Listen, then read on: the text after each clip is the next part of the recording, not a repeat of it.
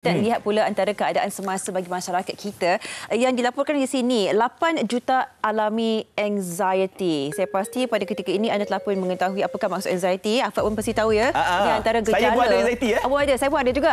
Tapi apakah skala kita kena pasti. Tapi apa dikatakan di sini, 8 juta rakyat negara ini berusia 18 hingga 60 tahun dikesan berdepan dengan keresahan ataupun anxiety disorder, dan ini lebih tinggi dalam kalangan wanita, meningkat 2 kali ganda lebih daripada golongan lelaki.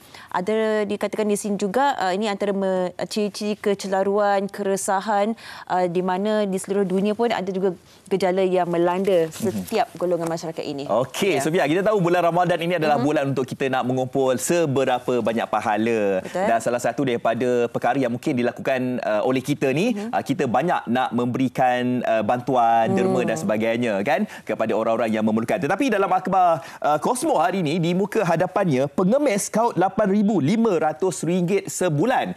Dan kenyataan ini saya rasa merujuk kepada bukan waktu Ramadan, Sofia. Ya. Jadi berkemungkinan waktu Ramadan nanti mungkin pendapatannya akan lebih tinggi. Okey, pendapatan menyamai gaji pokok pejabat awam bergrade DG54 hanya perlu berperwatakan miskin sambil pegang gelas plastik. Okey, dan saya nak baca sedikit dekat sini. Seorang lelaki warga Sri Lanka dikenali sebagai Muhammad berkata dia mampu untuk mengumpul hasil RM8,500 sebulan hasil usaha mengemis dengan menjadikan kawasan tarikan pelancong di ibu negara sebagai lubuk meminta sedekah. Kan? Jadi ramai juga di antara pengemis-pengemis ini yang kadang-kadang ni berperwatakan sedih. Kan? Kadang-kadang ada orang cakap macam pandai berlakon dan sebagainya. Betul. Tapi kita ni sebagai orang yang macam nak memberikan derma dan sebagainya, kadang-kadang kita pun macam terkeliru. Kan? Dia ni betul ke tak kan? Tapi bagi saya sendiri macam apa yang kita keluarkan tu ikhlas sebenarnya kan. Jadi terpulanglah kepada dia sama ada dia menipu ataupun tak. Betul. Terpulanglah kan. Yang kita tahu daripada hati kita ni kita jujur untuk memberi.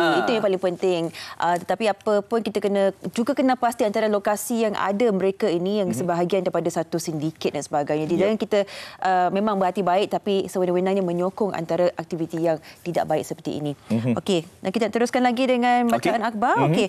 Ini antara dikongsikan di Harian Metro kalau kita saksikan di halaman ke-6 dan ke-7 di 6 mengatakan antara dugaan yang dihadapi sebelum Ramadan bagi sebuah keluarga ini, tetapi yang menjadi tarikannya saya nak tunjukkan persiapan menyambut Ramadan ni antara visual yang boleh kita kongsikan. Ada pekerja membersihkan lampu Masjid Razalih di Gua Musang, AJK sukarelawan, kaki tangan pejabat pengurusan surau, semua memastikan bahawa persiapan untuk kita memasuki bulan Ramadan sejak semalam atau beberapa hari yang lalu berjalan dengan lancar, insya-Allah. Ini antara yang boleh kita raikan di beberapa buah negeri. Betul. Di Harian Metro juga, Sofia, kita nak kongsikan di muka hadapannya. Kalau anda perhatikan di Metro. Okey.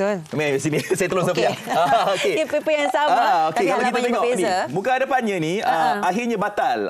Ini juga yang menjadi pertanyaan, yang menjadi tanda tanya juga di antara kita ni orang Malaysia yang macam marah jugalah kan disebabkan penganjuran Thai Hot Guy ni. Tapi mungkin kita boleh menarik nafas lega apabila program ini ataupun event ini dibatalkan. Pelbagai pihak termasuk kerajaan dan pembangkang membantah penganjuran majlis pembukaan sebuah kelab yang menampilkan persembahan sekumpulan pelayan lelaki berbadan sador berpakaian dalam wanita dikenali sebagai Thai Hot Guy, dan acara yang dijangka berlangsung pada 30 Mac ini dikuatiri mencetuskan keresahan dalam kalangan umat Islam selain mencemarkan kesucian bulan Ramadan sebelum pihak penganjur akhirnya bersetuju membatalkannya selepas berbincang dengan pihak polis. Saya rasa ini satu perkara yang boleh kita tarik nafas tegalah khususnya dalam bulan Ramadan. Ini satu perkara untuk kita memastikan kesinambungan dan kita boleh saling menghormati satu sama lain dan tidak berlaku seperti ini.